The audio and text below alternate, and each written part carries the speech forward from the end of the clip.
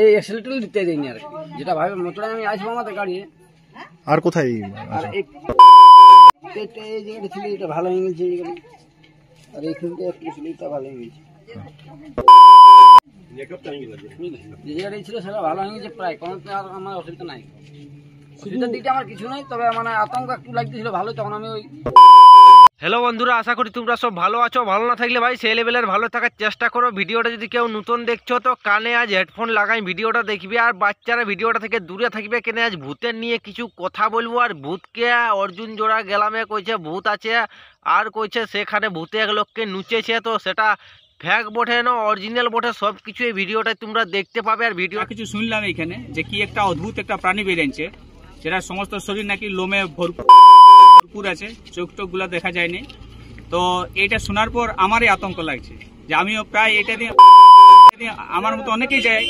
আর বেশিরভাগ যেহেতু এটা জঙ্গল এলাকা, ফাঁকা ফাঁকা এলাকা, তাই এটা মানে একটা সবার জন্য আতঙ্কের ব্যাপার।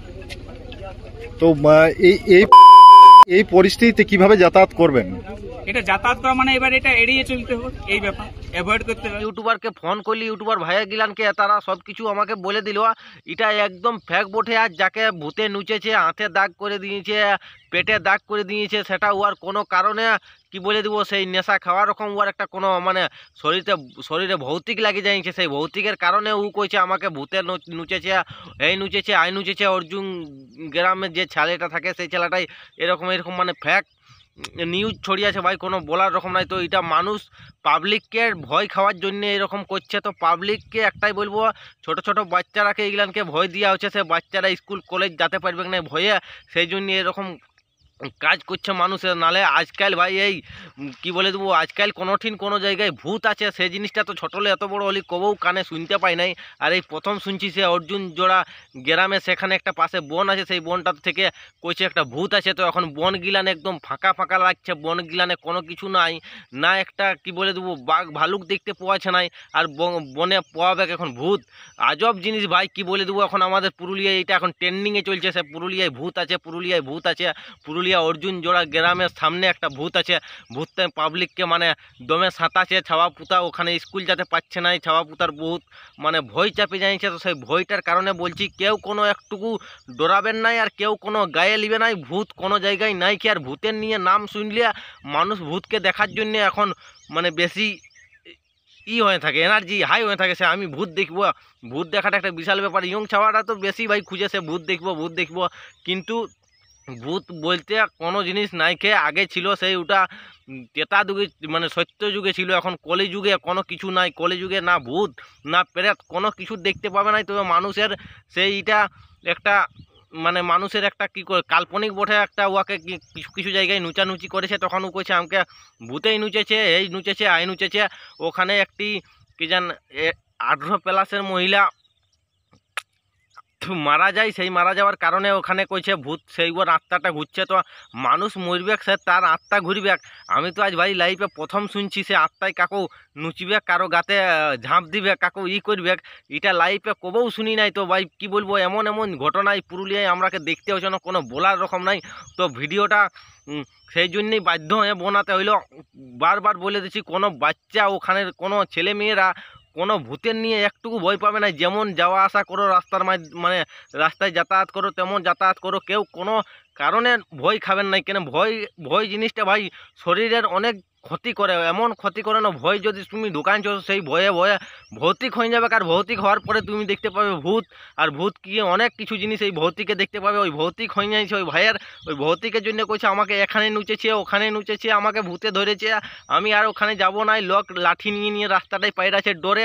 সেই জন্য বলে দিছি ভিডিওটা দেখবে তোমরা মন দিয়ে, কেউ একটু মাইন্ড করো না। সে ভূত আছে বলে ভূত তো নাই ভাই, আমি না জানছি ছোটলে এত বড় হলি হয়তো বলে দিছি। আজ পর্যন্ত কত জায়গায় শুনলি, যেমন এখানে বেগুনকুদর স্টেশন তোমরা তো অনেকেই শুনেছো, সেখানে সবাই বলতো সে ভূত আছে, কিন্তু বেগুনকুদর স্টেশন আমাদের এখান থেকে একদম সামনে, কি বলে দেবো একদম সামনে আছে, কিন্তু ওখানে কোনো ভূত নাই আর কোনো প্রেত নাই। অনেক ইউটিউবারে ভিডিও বানাচ্ছে সেখানে ভূত আছে হে আছে ওই আছে, কিন্তু আমরা ওখানকার সামনের লোক বটি, আমরা অনেক দিন থেকে ওখানে দেখছি না কোনো ভূত না কোনো কিছু জিনিস।